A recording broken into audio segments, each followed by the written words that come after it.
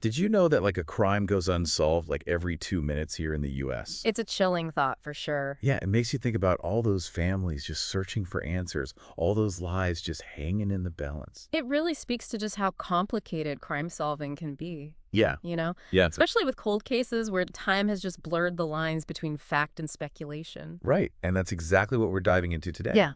A Yep. case that has stumped investigators for decades. The murder of Alexander Windspear. Wow. I mean, imagine this. You're 93 years old. Yeah. You're a World War I veteran. You've lived this long, full life, and then it's all cut tragically short in your own home.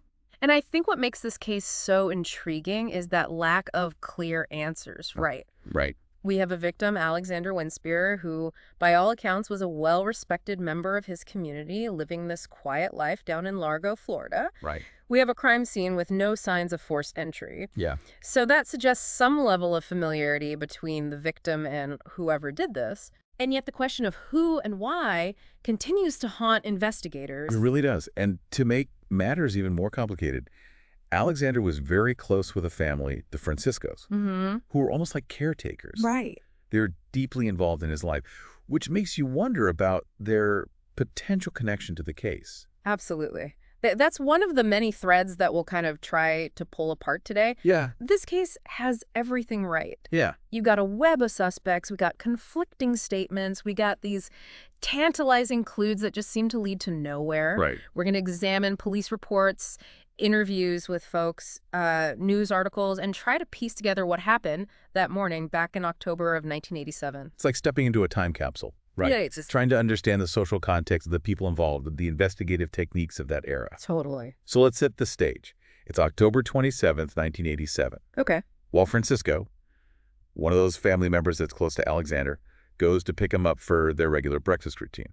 That detail about the routine, I think, is crucial because it establishes that sense of normalcy, that predictable pattern Yeah. that was completely shattered that morning. Yeah. And Walt notices something is off immediately. Yeah. The house is unusually quiet, and Alexander's not waiting for him at the door like he always does. Right. That break in the routine, Yeah. that unexpected silence must have been an immediate red flag for him. Oh, for sure. A sign that something was terribly wrong. Walt goes inside to check on Alexander, and he finds him dead in his bed. Oh my gosh. No signs of a struggle, no forced entry, no obvious signs of robbery. So the lack of forced entry, I think, right away narrows down those possibilities. Yeah. It suggests that Alexander might have known his attacker, or at least maybe the door was left unlocked, Yeah, which raises questions about security and who had access to the house. exactly.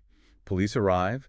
The scene is quickly declared a homicide. Right. The autopsy reveals blunt force, trauma, bruises and cuts, but the exact cause of death remains undisclosed. That withholding of specific details, I think, is interesting. It suggests that investigators maybe had a reason to keep certain information close to the vest, Right. maybe to avoid tipping off potential suspects. Right. Now, here's where things get complicated. Remember how I mentioned Alexander was very close with the Francisco family? I do. Well, the police start looking into their background and discover that Alexander had actually been burglarized a month before his murder. Oh, wow. So that's significant because now we're introducing a possible motive. Yeah. And it raises questions about whether the burglary and the murder are connected. The strange part is Alexander never reported that burglary to the police. He was 93 years old and apparently afraid of retaliation. Wow. Imagine that being too scared to even report a crime in your own home. It's wild. It speaks to his vulnerability, Right. a fear that is understandable given his age and the circumstances. It also makes you wonder if whoever broke in knew about that fear and exploited it. Right. As the investigation unfolds, the police start to focus on a group of young delinquents that are operating in the area. Okay. We're talking kids, some as young as 8 years old, known for their involvement in burglaries. Wow. And get this, they all knew Alexander. This is where the case takes a really dark turn, right? He does. The idea that a 93-year-old man, a World War I veteran, could be targeted by young people that he might have even recognized, it adds this chilling layer to the story. It does. It makes you question their motivations and, the potential for violence within this group of what seem to be petty thieves. You know, it's hard to wrap your head around the thought of someone so young being capable of such brutality. Yeah. And as the investigation progresses, this really disturbing pattern emerges. Okay. The police uncover a series of burglaries in the neighborhood around the time of Alexander's murder, further implicating this group of juveniles. So this discovery raises the stakes significantly. It does? If this group is responsible for the burglaries, could they also be responsible for Alexander's death? Right. That's a question that investigators must have really grappled with as they tried to make sense of the evidence. For years, the investigation stumbles along, hampered by conflicting statements from these young suspects, Right. who often accuse each other, creating this tangled web of blame and deceit. And early forensic testing just yields no breakthroughs, leaving investigators with more questions than answers. This is a common challenge in cold cases, especially when you're dealing with young witnesses or suspects. Right. Memories fade, stories change, and it becomes incredibly difficult to separate truth from fabrication. Right. And that's where we'll pause for now. Okay. We've got a World War I veteran murdered in his own home, Right. a group of young suspects with conflicting stories, Yeah. and a crime scene that's offering very few clues. The puzzle. Where do we go from here? Yeah. What will the next layer of this deep dive reveal? I'm on the edge of my seat. Stay tuned. So we left off with a real head scratcher. Mm. This group of young delinquents, all familiar with Alexander, become the prime suspects. Right. But their stories are all over the place, and early forensic analysis isn't giving investigators much to work with. Yeah, and what's so fascinating about this case is how it takes on this cyclical nature. You know, years pass with very little progress, and then suddenly there's this flurry of activity, a renewed push for answers only to be met with more dead ends. It's like they keep hitting a wall only to find another wall behind it. Exactly. So walk me through some of these cycles. What were some of those key moments that offered a glimmer of hope only to kind of fade back into frustration? Well, in 1995 and 1997, two of the suspects agreed to take polygraph tests. Okay. One passed while the other refused. And polygraphs are controversial, of course, but this must have been a really frustrating development for investigators, adding another layer of ambiguity to an already murky case. So did those polygraph results lead them anywhere, or was it just another dead end? Unfortunately, they didn't offer any concrete answers. Okay. Then in 2002, there's a breakthrough. Well, it's kind of a confusing one. A fingerprint is discovered in Alexander's home, and it belongs to, well, Francisco's stepson. Hold on now, the Franciscos were supposed to be Alexander's trusted caretakers. Right. If the stepson's fingerprint is at the scene, doesn't that make him a prime suspect? It certainly raises suspicions. Right. However, the stepson claims that he only ever helped with yard work and never actually went inside the house. And ultimately, the police don't consider him a serious suspect. Okay, so another twist in a case that's full of them. Exactly. But that fingerprint has to mean something right. Yeah. What about DNA evidence? Did technology kind of catch up and provide any new leads? Throughout the mid-2000s, DNA testing became a lot more advanced. Why? And investigators really held on to hope that it would crack this case wide open. They conducted numerous tests comparing samples from various suspects to evidence found at the crime scene. So did they get any matches? Was this finally the break they needed? You know, it's a classic case of so close yet so far. In 2009, they analyzed Alexander's shirt and found a mixed DNA profile. Okay. His own, plus two other individuals. Wait, so they had DNA from the potential perpetrators. Did they run it through the national database, CODIS? They tried, but there were complications. Okay. You see, the partial DNA mixture they obtained wasn't clear enough to produce a match. So it's like having a blurry photograph. You can tell there are people in it, Exactly. but their faces are too distorted to identify. Right. Talk about frustrating. It seems like every time investigators got a lead, they hit another roadblock. It's true. Did they ever re-interview those original suspects? They did. The young men who were initially under suspicion? Yeah, in the mid-2000s, the police decided to go back and re-interview those original suspects. Okay. Many of them were now in prison for other crimes. Right. And their circumstances had changed. Do you think being incarcerated made them more likely to talk? It's possible, people's loyalties shift. Right. Guilt can weigh heavily over time. And during these interviews, a bombshell was dropped. What? An anonymous tip claimed that the murder was a robbery gone wrong, potentially involving a baseball bat.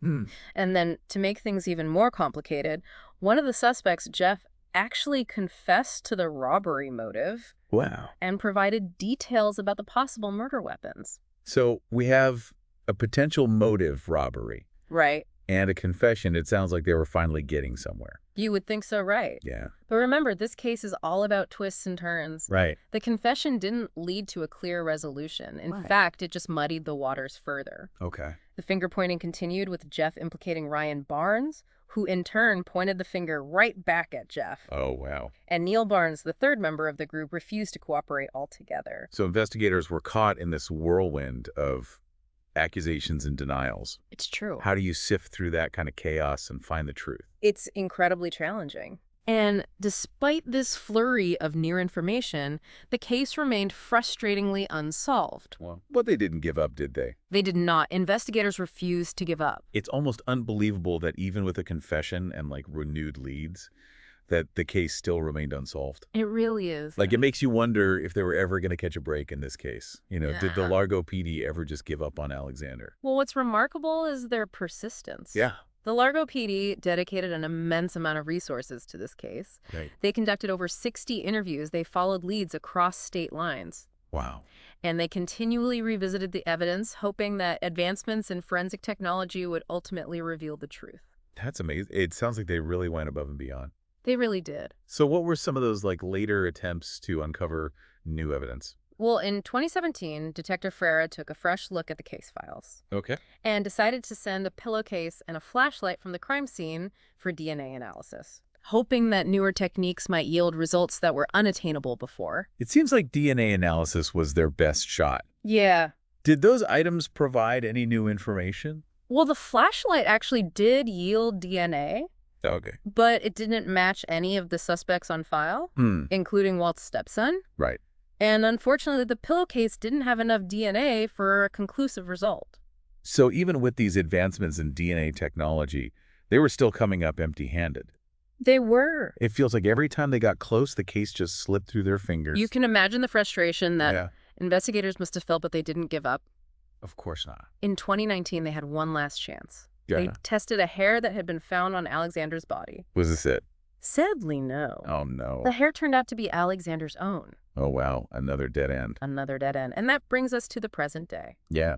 Despite years of investigation, numerous leads, and the tireless efforts of the Largo PD, Alexander Windspear's murder remains unsolved. It's heartbreaking.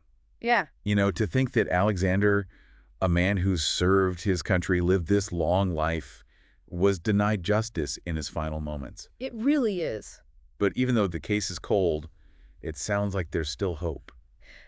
Detective Compton, who's been deeply involved with this case, he truly believes that someone out there knows the truth. Right. He's made these public pleas for anyone with information to come forward, no matter how insignificant it might seem. It makes you wonder, right? It does. Is there someone out there who has been holding on to a crucial detail all these years? It's possible. A piece of information that could finally bring closure to this tragedy. Sometimes all it takes is one person Yeah. to break the silence, one memory to resurface, Yeah. one piece of the puzzle to fall into place. And that's the power of stories like this, Absolutely. They stay with us. They make us think. They keep that hope for justice alive. I agree. Alexander's story, I think, is a reminder that even in the face of these seemingly insurmountable obstacles, the pursuit of truth and justice should never be abandoned. Well said. What stands out to you in this case? That's a good question. Do you think the truth lies buried somewhere in those early interviews with the young suspects? It's possible. Or could there be something we haven't even considered? I think it's a question worth pondering. Yeah. Was it a robbery gone wrong, as someone suggested, or was there a more sinister motive at play? Right. We may never know for sure, Yeah. but the search for answers continues. It does. If this deep dive into Alexander Windspear's unsolved murder has left you wanting more, remember to hit that subscribe button Yes. for more captivating cases. And if you have any information about this case, Please. no matter how small, please contact the Largo Police Department. Even after all these years, it's never too late for justice to prevail. That's right. Perhaps someone listening right now holds that missing piece of the puzzle. It could be. By keeping Alexander's story alive, we can keep that hope for resolution burning bright. Remember, sometimes all it takes is one voice to break the silence and bring closure to a case that has haunted a community for far too long. Well said. Let's hope that day comes soon for Alexander and for all those who loved him.